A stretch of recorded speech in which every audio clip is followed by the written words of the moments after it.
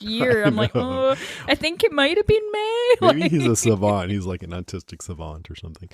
I think he might be. The split screen stuff showing two answers at once was really fun and clever.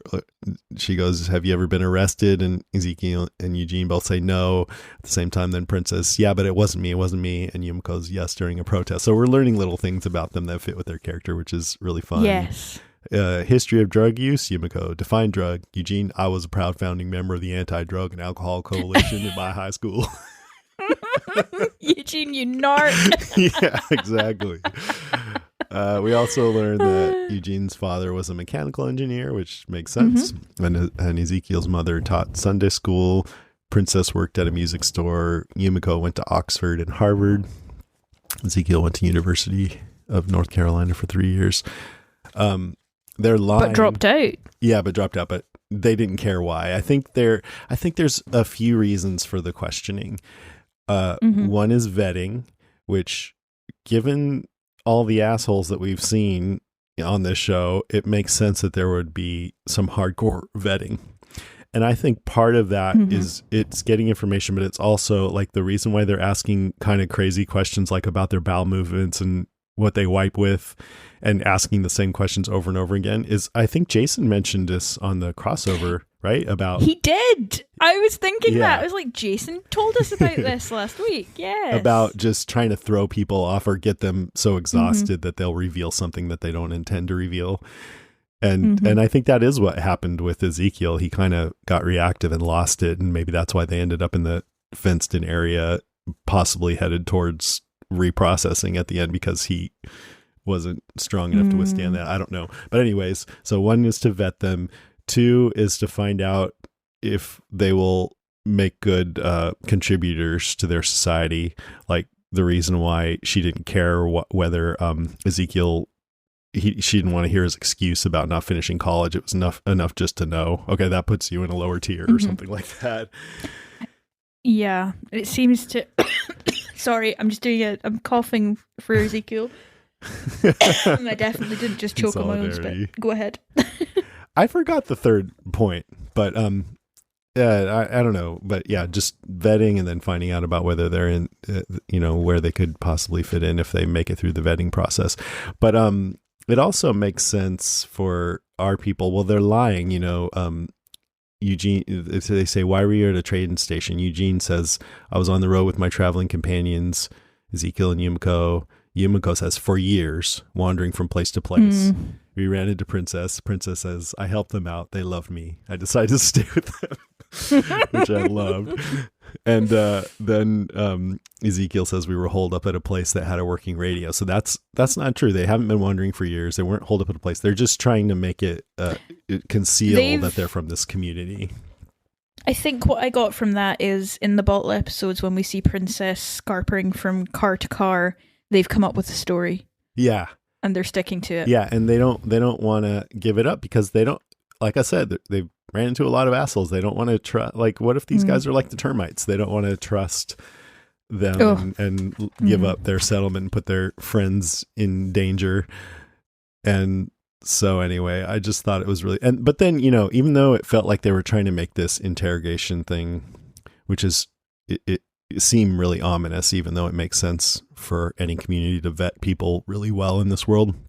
It did end up being intimidating at the end, because they're told if they pass the assessment, they'll go to level 2, but if not, reprocessing, which is this sort of ominous term. And then they end up in this fenced area where there's other people who look really tired and discombobulated, and this one couple, they're not sure if they've been there for 4 or 9 months. He goes, "I'm sorry, the reprocessing." And then they drag a guy out and he's like, "What did I do?" And they're like, "We're taking you to reprocessing." So then it's like, oh shit, what's going to happen to our people?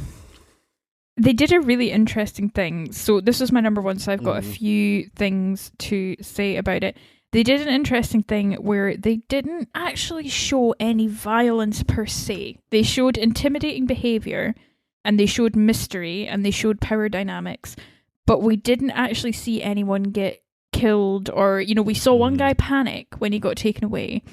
That was the closest to violence, because they were kind of dragging him off, but they weren't like hitting him or anything.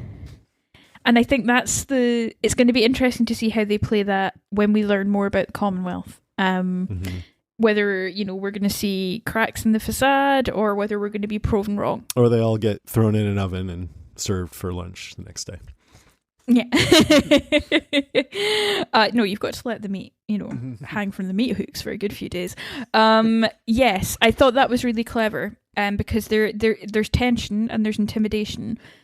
But if you were to be asked in a court of law to put out evidence that these people are violent and your life is in danger, you wouldn't have anything that concrete, It's not. So it's quite interesting how they've done it. And I agree with you. I thought the interrogation montage was brilliant. I'm starting to think that Eugene's defense mechanism is to go into his kind of Eugene speak, that is my given moniker. Like, I think he gets, the more stressed out he is, I think the more that affectation comes out. So I found that very interesting. I liked seeing Yumiko go into kind of lawyer mode with Define Drug. Yeah. The way she responded to things. I think Ezekiel's swagger is just great. I kind of feel like Ezekiel's got nothing left to lose at this point, but it suits him. I don't think he's in despair. I think he's just like, he's... I don't think that was smart, though. I think that was the point that they got to him. Because what good did that do? And they ended up in this fenced-in area with the other people who were being dragged off to reprocessing. So I think that actually set them back. I think so, but I think Ezekiel as well also had something really big to hide. So it's probably natural that he'd be the one who was the most stressed out about it. Yeah, sure. Clearly he's a liability, isn't he? Because he's not well. And it's pretty obvious that he's not well. They've spotted it. They've clocked it. I thought they really, when we heard that it was going to be Yumiko, Ezekiel, Eugene, and then picking up Princess on the way to the Commonwealth, I was like quite excited. But after this, I just think they've picked such a good quartet of people to put into that situation. Yeah, I'm digging it. I think Princess is adorable. So great. I love her. This whole thing of her being like, oh yeah, they're totally boning, and this guy's standing here, and they're like, are you what? They're like, kidding me? She's like, the big one Livets, the skinny one Zell, and then the camera pans over to them and they're all exactly the same height and yes, they have no expression. You can't see their faces. They're just standing there completely still, and she's like, I know.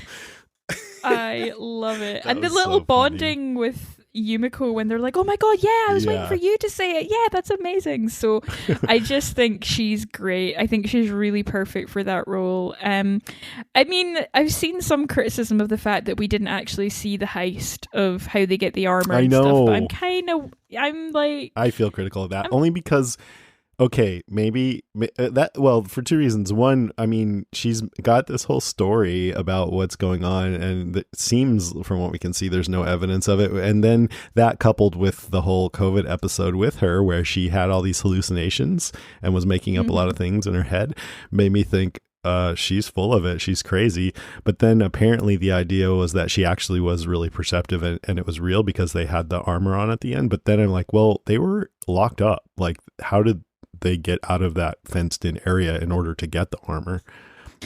It raises a lot of questions. It's a bit of a plot hole, just a little plot hole there. Bit of a plot hole. We'll leave it at plot hole. Interesting things that they see on their way out. There is a dumpster full of money. So it's interesting why they would be so keen to get rid of money people taking in. I guess that lends itself to the idea that there might be an economy. Wait, I don't get it. I didn't notice that, but what do you mean? Like, yeah, they take money. So they took the $2 bill from her, and on their way out of the building, there's a dumpster full of money. They just don't want people bringing in other currency to mess up the economy or something like that. I think so, okay. Or they're using real money. I don't know. But they'd marked each of the notes with a big marker pen so that it couldn't be used anyway. But it was interesting. I thought that clue. One thing I will say, and we'll talk a little bit about this in comic talk, I think it's really weird that the Wall of the Lost is out by the bins. I would have thought that they might have put that in a more obvious place, but it worked for that moment of Yumiko seeing what she sees on that board, which is that her brother may still be alive. And we also got introduced to the man in the orange stormtrooper outfit, who we will find out is called Mercer. And that's really cool. Yeah. We like Mercer. He's he's good in the comics, so I'm looking forward to seeing where that takes us. And by good, I mean entertaining. I don't necessarily mean morally good. So yes. So wait, that was her brother. It said contact Tomi. So I don't know if it's a brother or a sister. I'd heard that somebody had been cast as Yumiko's brother, but I might be wrong. Okay. I don't know. It could be a sister. If it was a sister, it would fit in more with the storyline that it's standing in for. But we don't know who for knows? sure. Yeah. Guess we'll find out. Yeah. Yeah. I freaking loved the whole princess thing, and I kind of do want her to be right about that. I guess she was, and so it's really cool that it turned out she was so perceptive about them. But just a couple of things about that. They, get the idea to Eugene and Yumiko are in the armor pretending to hold Princess and Ezekiel at gunpoint. That's straight out of Star Wars. And then another soldier stops them and asks them where they're taking where are you taking those two? And they say reprocessing, and they go move along, which is also straight out of Star Wars, which I think those are both totally on purpose, given that these guys look just like stormtroopers. Yes. That's kind of fun. That was awesome. These are not the survivors that you were looking for. And it's a great moment too when she sees a little post-it of her brother or sister, and that's what maybe keeps them there. That's it's intriguing. Yeah. Okay. That's all I got for points. You got another one? On the credits, Lauren is back on the credits, Lauren Cohan. Cooper Andrews has been promoted to main credits, and so has Caleb McAuliffe, who plays Alden. So Peter screamed into the abyss while we realised that he's main cast. All right, notes. I only have one, and that is that I just realized this will be Angela Kang without the Whisperers, which I guess we did get at the beginning of season 9, and it was great. I was just thinking, oh crap, maybe, a whole final season with no provenly cool villains to rely on. How will that be? But I have a lot of faith in her. Me too. Yeah. What about you? Awesome. That was actually, I jumped ahead. My notes were just that the people had been added to the credits. Okay. All right. That's great. We have a ton of news. The people it kills get up and kill. Are they slow moving, Chief? Yeah, they're dead. They're all messed up. This is a Walking Deadcast news update. All right. There's a Day of the Dead series coming up on Sci-Fi. I didn't even know this was happening, but it premieres October 15th. It says 6 strangers try to survive the first 24 hours of an undead invasion. I looked at the trailer. It looks fun, and the zombies look cool, and they're more herky-jerky like I like, versus the drunk zombies of The Walking Dead. But it also looks really kitschy, it's a lot of corny jokes and stuff like that, and it's sci-fi, which can be kind of corny, so we'll see. But I thought I'd mention that since it's, Yeah, I'm excited. Yeah. Angela Kang was interviewed by Entertainment Weekly. They asked about how, well, let me just read it. What I love about what you all have done with Negan is that when you keep a villain, quote unquote, around and he or she evolves, what usually happens is the character gets softened and the rough edges are sanded off, but you'll still have Negan do things that still make you gasp, like when he brings Glenn up, announcing that he was put down like a dog.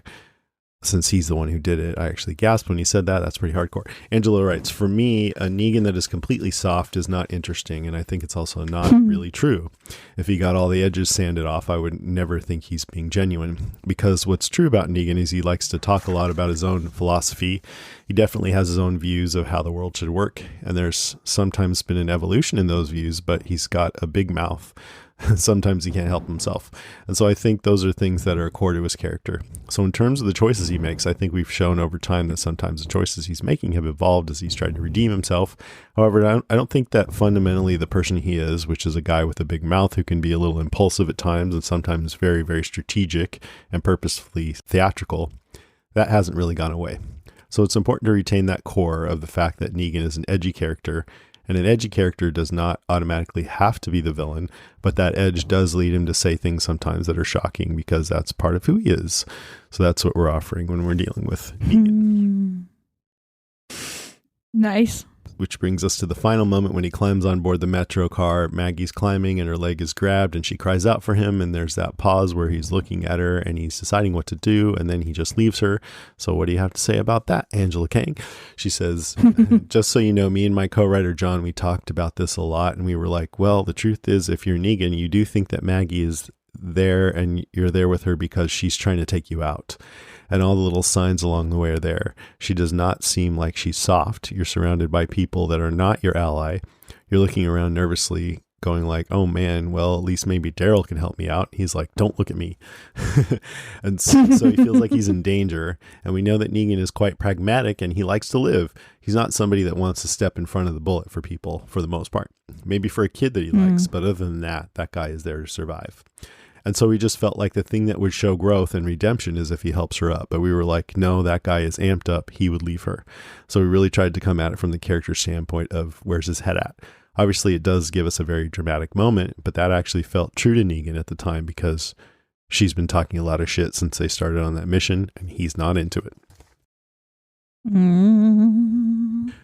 They say, does he have a right to do that if he feels she's trying to kill him anyway? I mean, clearly he's not doing the right thing here, but is there any sort of justification for what he does? She goes, me as a person, I don't think necessarily he should have done that regardless, but I suppose you can justify it. It just depends on the point of view you take. I remember there used to be quizzes on Talking Dead about whether something was the smart thing to do or the right thing to do. Those things are not the same. From Negan's point of view, in terms of what keeps me alive, it was probably the smart thing for him to do, but I don't know that you can justify it from every point of view. Really just depends on what you value in terms of, is it better to try to work together in spite of your differences, or do you just cut bait and run? But we like having those kinds of questions. That's what's fun for us to write. I just don't know if it was that smart. We'll see. They also interviewed Jeffrey Dean Morgan. They say, tell me your reaction when you sit down to read the script for episode 1101 and you come to the line where Negan tells Maggie that if she wants to kill him, to do it right there because he will not let her put him down like a dog like Glenn was. What did you think when you first saw that on the page and realized those words needed to come out of your mouth? He says, I fought it. That's the one line that I immediately called Angela Kang. And I was like, I can't say it. I can't fucking bring up Glenn's name here. And I was like, any goodwill that Negan has gotten on his side is going to go out the window the minute I say Glenn.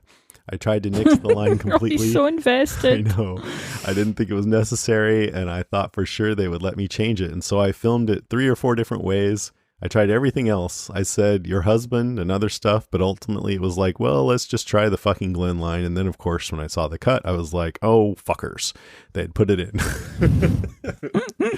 But look, I get it. I know I was there to elicit the reaction exactly that you and I felt in seeing it. I always have said that regardless of what Negan does that's good, there's still that Negan inside of him. And at this point in the story, when that line comes out, it's kind of that whole speech where I'm like, why the fuck are we following this woman? I'm living in her head and she's leading us to our deaths. We have no idea what we're going to. Negan is the voice of reason suddenly. And had he not said that Glenn line, the whole audience would have gone, he's right. He's fucking right. The minute I say the Glenn line, 50% of them I lose immediately. Doesn't matter if he's right. He's not wrong. He is so invested. It's funny. Oh, bless him. He picked the wrong part, mate. They say, let's have the philosophical discussion about Negan not saving Maggie at the end. Is leaving someone to die just as bad as killing them? He says, not in Negan's mind. I think there's a huge difference. But I don't think he necessarily leaves her to die. I think it's like more like, fuck it, you're on your own. And then they go, do you think he's hoping she dies? Or it's just that, I don't hope you die, but I'm not helping you. He goes, yeah, that's it. He knows these people well enough to know they're also all cockroaches just like him. They're all survivors. I'm not going to go out of my way. I'm not going to risk my neck for yours right now. If you survive, you survive. If you don't, bully for me. And that's kind of the thinking there. When I'm looking at her, she's hanging on, losing her grip. There's no evil fucking grin. There's no malicious fucking twirl of the mustache. It's just like, fuck it. He knows there's a bullet with his name on it and he's not going to go out of his way. He's not going to risk his life for her. And that's sort of where he is. And I feel like, really? Because if you're like not hoping she's going to die, then that means she's going to come back and kill you for sure. You know, that doesn't make sense to me. I think he's just really wanting Negan to be good. even though that's not how they're writing him. So. Oh, he must be. Oh, gosh. I don't know. Here's another interview with Angela Kang just talking about the series in general from Digital Spy. They say, now that the main show is coming to an end, do you feel some pressure from the fans, or is it kind of freeing to be the one who closes this chapter? She says, we don't want to disappoint fans, but at the same time, the fans are not all one thing. Everybody has different sets of expectations. As writers and even the actors, everyone, we are the fans of the work too. We came into this loving the comic book world and loving the show. So we try to rely on our compass of feeling like, is this fun? Would this be fun for us to watch? And that's really all that we can rely on, because we don't all agree with each other all the time either. So in some ways, that's a microcosm of the fandom, but you can only pick a direction and run and hope that people will come along for the journey and have fun too. I think that's a good way to do it. I think so. Yeah. Just try to, if you're doing something and you're like excited about it, then that's probably the best you can do. 100%. I agree with that. And then they say, now that the main show is coming to an end, what kind of legacy do you hope The Walking Dead leaves behind once things wrap up? Oh, it's too sad. Do you know how to read that? No, do it. Go for it. Go for it. She says, what I hope is that people will remember the show for having brought some entertainment and comfort during years when there was a lot of uncertainty. And in a lot of ways, the show also mirrored people that were uncertain, but were doing their very best, that were finding friendship with each other and coming from different walks of life, and not always seeing eye to eye, but trying to work together to try to solve bigger problems. There were times when people were at great odds, but the interesting thing is a lot of times people who were once enemies can find points of agreement as well. I just hope that people were entertained and found somebody to identify with. There's a lot of people who are like, I haven't seen somebody like me very much on TV, but I've seen them on the show, and it's helped me and my family either just have more understanding or feel good about ourselves. And I know a lot of our fans have found community with each other as well. It's the sense of community that is most meaningful, I think, to a lot of us that work on the show. I just love all that. I think that's part of why I love podcasting about the show, the community, and bringing together people who might not necessarily hang out. And the show has that too, all these different types of people that fits in with all that. It's great. She gets it. Yeah. She just gets it. It's brilliant. And then last, Insider asked Norman Reedus if he knew how The Walking Dead will end. And he said, I have broad strokes to how it will end, but not exactly. Kari Payton said, I'm excited where it's going. I'm especially excited about the arc of the story itself. We're in an amazing way telling a story that's absolutely ties intrinsically to the very first episode. And I think that after 11 seasons is pretty incredible. So that's interesting that maybe the ending will tie into the beginning. Yeah. Josh McDermott said, I don't know if you can trust Kari. I actually don't know how it ends. I've been trying to get information by talking to other cast members who have their bits of information, and I try to piece stuff together, but there's so many cast members and storylines going on. I think it's funny. He's trying to figure it out. I think so. All right. That is it for the news. Let's move on to listener moans, groans, and grunts.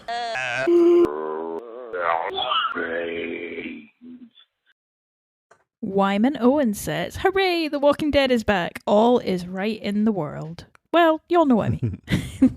Nothing bad to say about the season opener. There was a decent amount of everyone. The Maggie-Negan dynamic early and throughout was amazing. The first real bits of the Commonwealth was great. Pumpkin Stormtrooper is a badass. I love that, Pumpkin Stormtrooper. The PPE heist with the walkers was very well done. The special effects of the blood drop was wicked, and I could be wrong, as I didn't go back and look, but on the wall of pics at Commonwealth, I swear I saw a note with Heath's name on it. Ooh, one down, 23 episodes to go.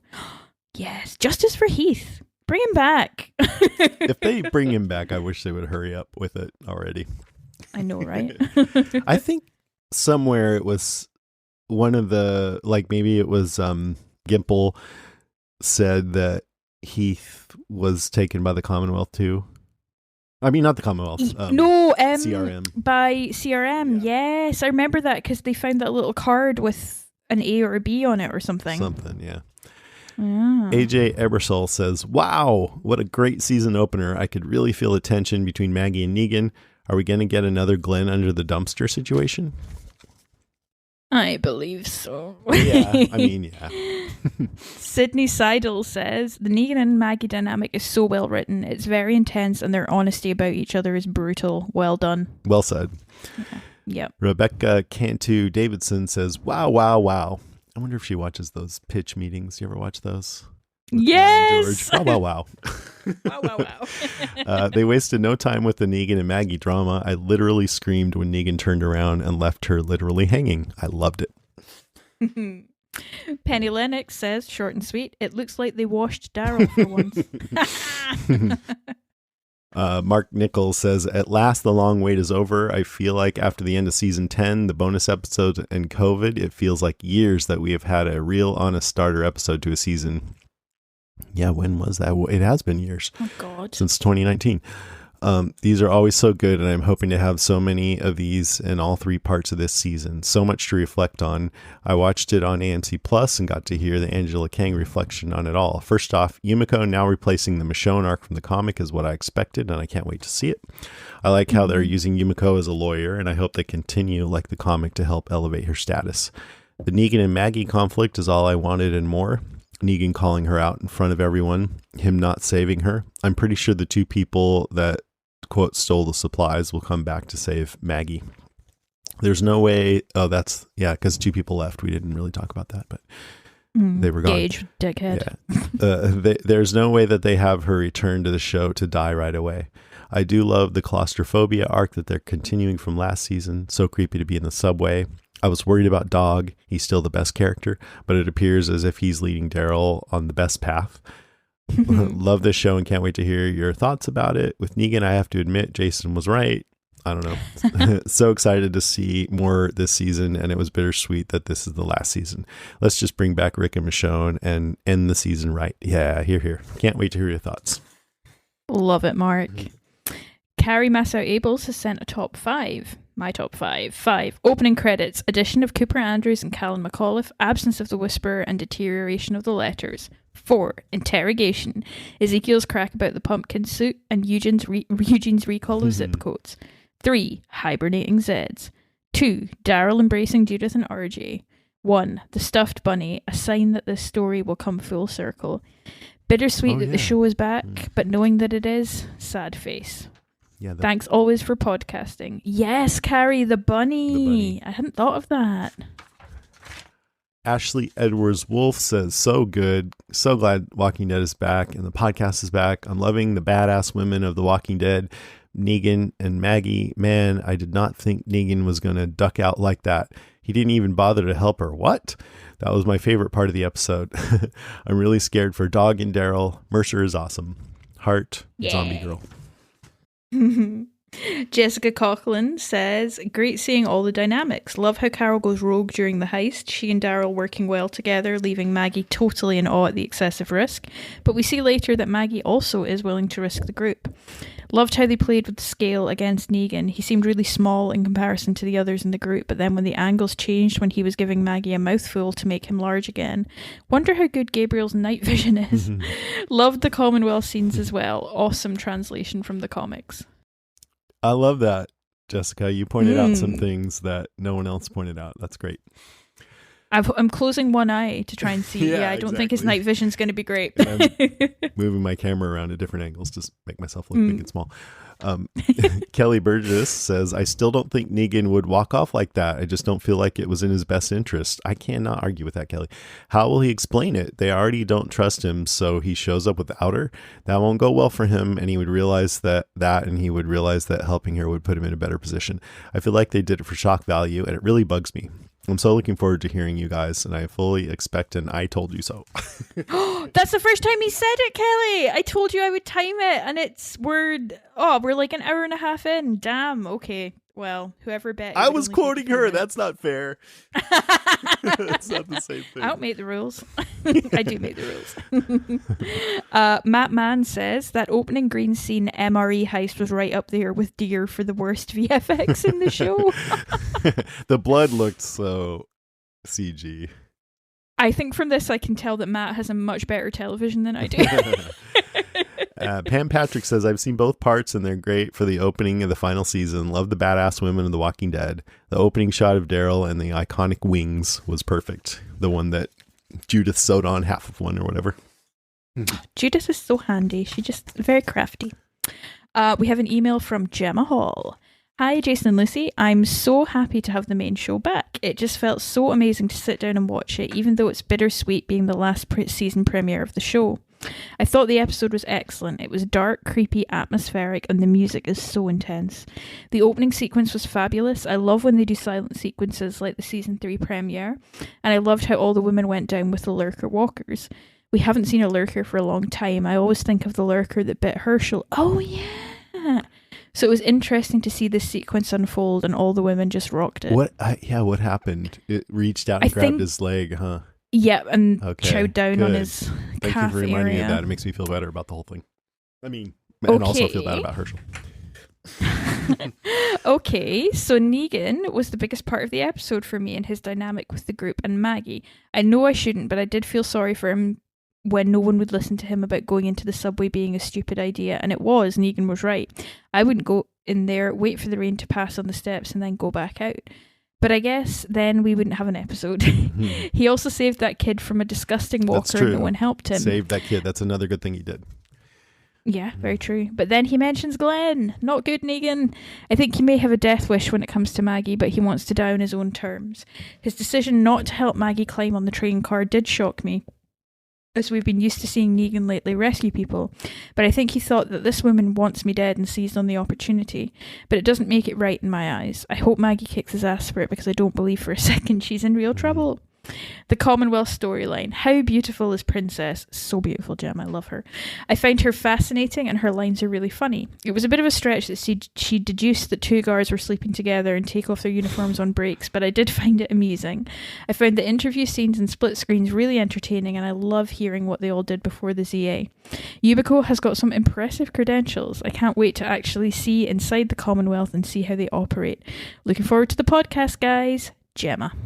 Yay! Nice. Thanks, Gemma. It was a little bit of a stretch that Princess could do that, but when something makes me laugh, then I feel much more forgiving of it. That's awesome. That's why we're still friends.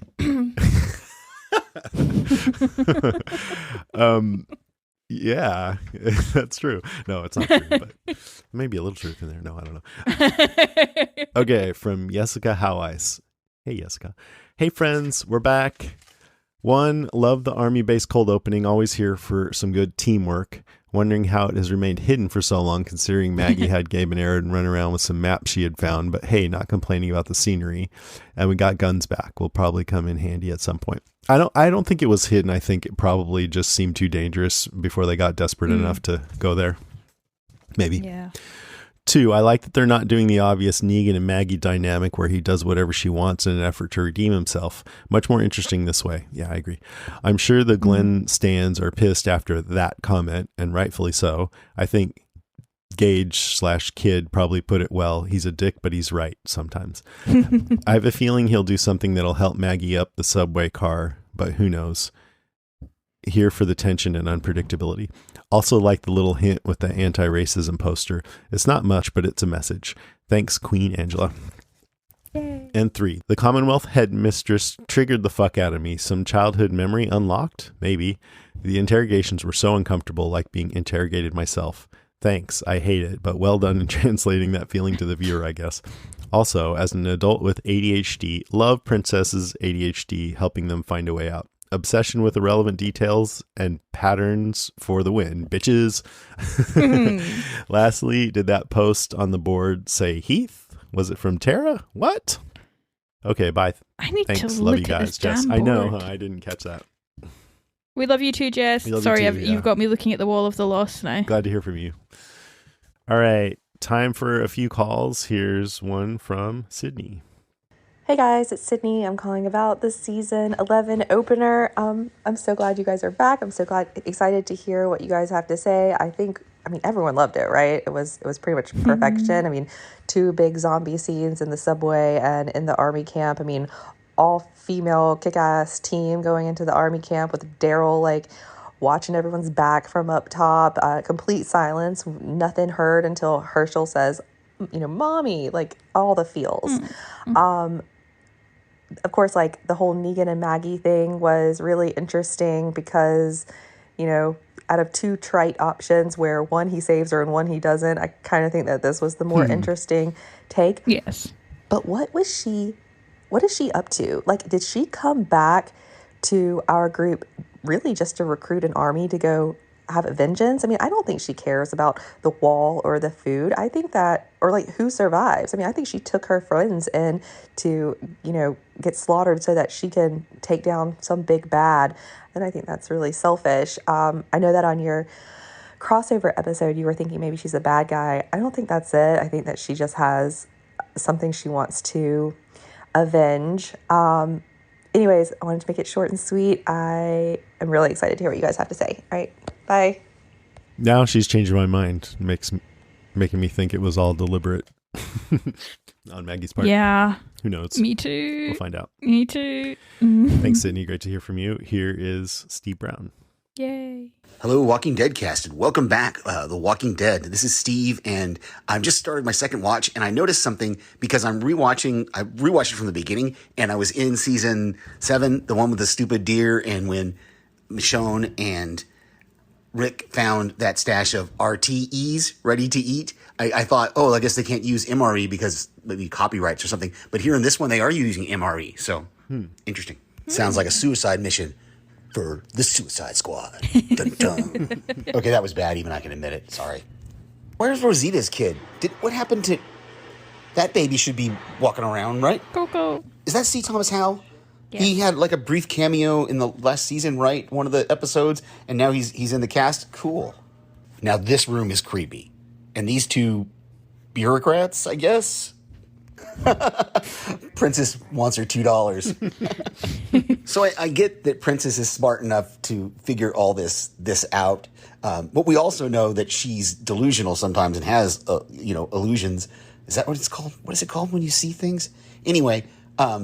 The only part that gets me is they don't show us how they got out of their cell.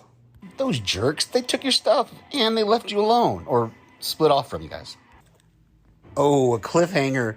I can't believe it. Oh, but I did notice that part 2 is already available to watch, so I'll be watching that tonight. All right, can't wait to hear you guys break this one down.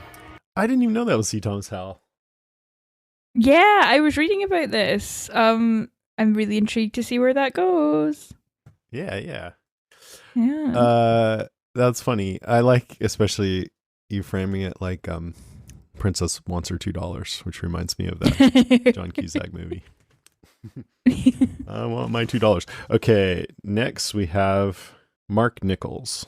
Hey guys, Mark Nichols. Thank you so much for the shout out last week on the podcast. That made my whole day. Thank you so much. Just some thoughts on last night's episode. Thought the Negan and Maggie conflict was amazing. Negan calling her out in the beginning and then leaving her hanging. I still think that maybe the two guys that got left behind that supposedly stole their stuff might have something to do with Maggie and her recovery, and they might come back in favor. Yeah. Or maybe there's something more going on there. Maybe they sent the walkers. Just so many questions, and I was so excited to come back from break, and then now I feel like there's even more questions. So can't wait for next week's episode. Can't wait for the rest of this season. Thank you guys for all you do. Love the podcast. And here's my zombie sound.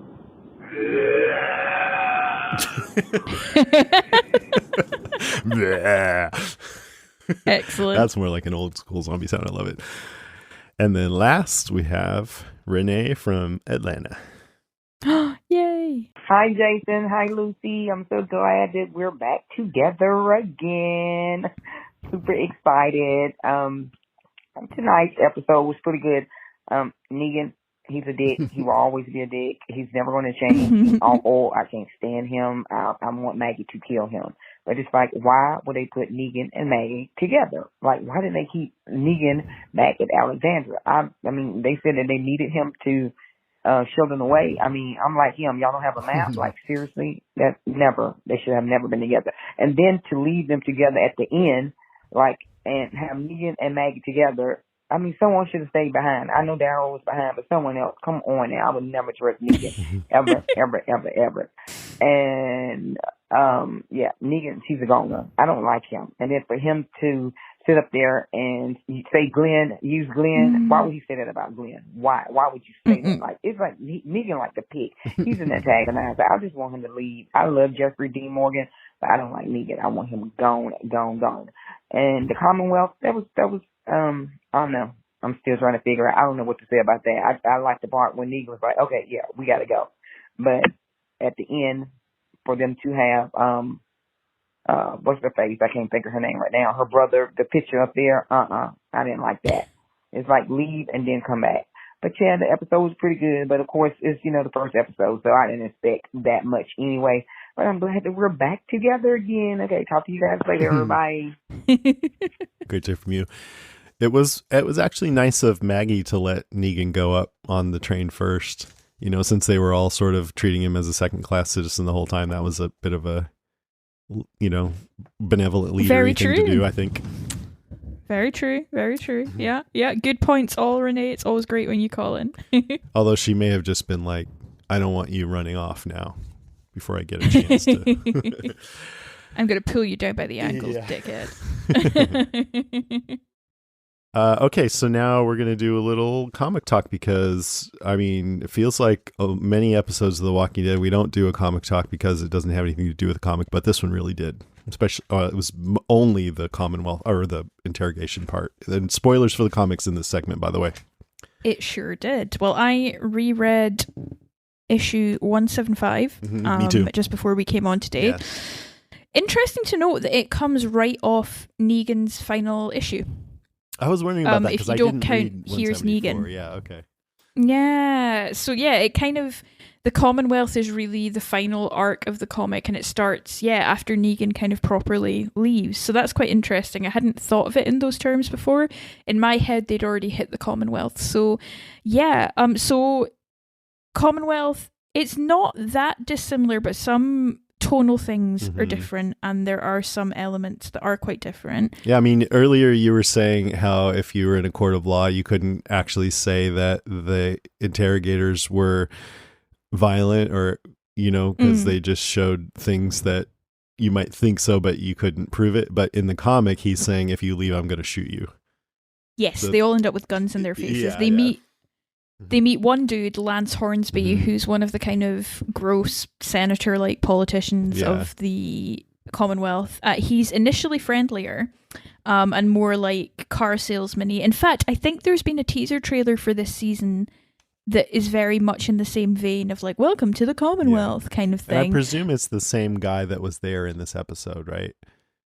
Yes. I guess. So I think, well, I don't know. He seems quite... Questions. He seems quite different. Okay, we'll see. Who knows? Yeah. They haven't been held in cars, as they were, but I wonder if the train car thing was really just a COVID contingency. Yeah. Like we have and to also, keep them in one place. The interrogation starts somewhere else, not at the Commonwealth, but we presume in the series that the train took them to the Commonwealth. They just couldn't really see what was going on. The grouping, the only two that are... No, actually, the only two. 3 people are the same. So Eugene, Princess, and Yumiko are all there in the comics. But instead of Ezekiel, you have Michonne, Sadiq, and Magna have come along. They're told not to leave. Eugene is much angrier in the comic. He's much more adamant that they need to go and see Stephanie straight away. And he's the one that kind of gets them into trouble. And they know that Stephanie and him have been in contact, and they say Stephanie was not authorized to contact you on behalf of the Commonwealth. Yeah, you get the feeling that Stephanie's in a heck of a lot of trouble. They're very concerned with unusual customs. They ask them explicitly, do you cover yourselves in blood? We had a guy who used to do that. And you get the feeling from the way they're talking that they don't really understand the stakes of survival. They view that as like, oh, that was very weird that he did that. Oh, how strange. Yeah. And these guys are coming just out of the Whisperer War, and they're like, is it that strange? I mean, maybe they I guess that makes sense. I was sort of taking from that they've met some crazy, violent people, and maybe some of them did that, so they wanted to make sure they weren't with that group or something like that. I don't know. Yeah, and I think it might be as well a kind of litmus test of he's saying like, oh, isn't that weird, to see what their response is. Because if they're like, no, that's totally normal, we do that every day of the week. But they say, we found it to be useful to walk among the zombies, but we've only done it occasionally, and we have not made it a way of life. Which seems to be a good answer. Yeah. They're very similarly obsessed with what you did before the fall. There is one nice guard who reassures Michonne that things are going to be okay, but one thing that you find out as they travel to the Commonwealth is that it's kind of an old-fashioned setup where Lance, the leader, or the person higher up in the food chain, doesn't really do any zombie fighting. The soldiers are there to protect him. So that's kind of the first sense you get that maybe the system of how things work is quite different. We also are explicitly told that there's 50,000 people in the Commonwealth, and the Wall of the Lost is at the entrance on your way in. Yeah. And they frame it quite interestingly. They say, it rarely leads to anything, but it gives people hope. Right. And sometimes you meet people who think they've met someone on the wall, and they're able to give a bit of comfort to someone in the city. And of course, the big shift is that Michonne finds out that her daughter is still alive. Yeah. And that's her big impetus to get into the Commonwealth. So obviously they've switched that out for Yumiko and her brother, sibling. we think. Yeah. We think brother. And Mercer is the name of the guard in the orange suit, and he is introduced in this comic as well. Yeah, and I think, like I said, Yumiko finding out, we'll just assume brother, and then if we're proven wrong, fine, but finding out that her brother may still be alive and is looking for her is a powerful moment. But I think it's more powerful to have Michonne finding out her daughter's alive. Finding out your daughter's still alive is more powerful. 100%. Because I was reading an interview with Eleanor Matsuura, and she was saying they figured out that in the timeline of the show, it'll be about 15 years since they've seen one another. It's still powerful, but it is slightly less. I don't know. Yeah, I agree with you. I think it's a different angle to take, and I really like Eleanor Matsuura. But I think you're right that it's much more urgent to have it be a mother-child or father-child situation. When you lost your child when they were young, and then you find them years later, holy shit. But people lose track of their siblings all the time. Oh, God, yeah. In the real world. But it's still interesting for sure. I'm intrigued. Yeah, so we're finally here. We're finally at the Commonwealth. I'm excited. Yeah, me too. I like this section of the comic. I feel like was a bit of a step down in excitement from the Whisper War, which I thought was just really, really good. But it was still interesting, and I feel like in the show it's going to be even more interesting. Maybe I'm wrong, but for me it might be like the Whispers, which ended up for me being actually even better in the show than it was in the comic. So I'm really hoping the Commonwealth is like that too. I'm curious, and it'll be such a change from what we had lately that'll be cool too. Fresh stuff.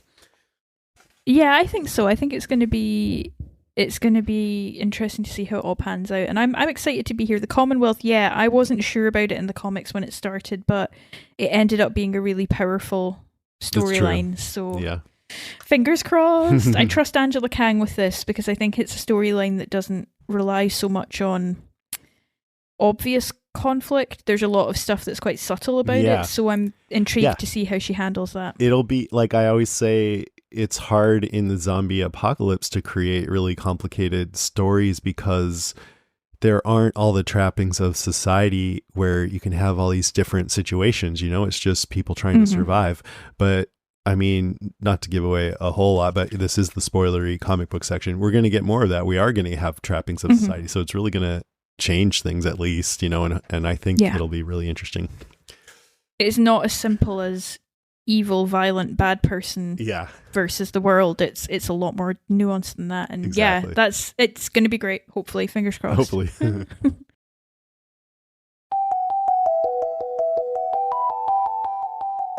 All right, that is our show, episode 439. Thanks for listening, everybody. Great to be back. Oh, so good to be back. Woohoo. If you want to call us, you can reach us, as always, at 650-485-DEAD. That's 650-485-3323. You can email us at brains@podcastica.com. You can find us on the web at facebook.com/podcastica. And be sure to check out our other shows at podcastica.com. What if you did that, Jason? What would you find at podcastica.com? You would find me podcasting about What If. And if you're not watching it, it's a really fun animated series on Disney Plus that talks about the Marvel Cinematic Universe, but what if characters were switched around and different things happened, and it's been great. I loved the Captain Carter episode, and I've lined up the next one to watch this evening, hopefully. So yeah, I'm excited. That's cool. I've been saying this, but since it's our first episode back, I'll mention it again. If you want to be really engaged with the podcast, the best way to do that for the final season is to go and like facebook.com/podcastica, because we'll put up a post every week there for each episode. And if you write your comments down, there's a pretty good chance we'll read it on the podcast. Next episode, Walking Dead Season 11, Episode 2, Acheron Part 2, which I will be watching in about 5 minutes. Acheron more, Acheron and Acheroner. That's the other subtitle.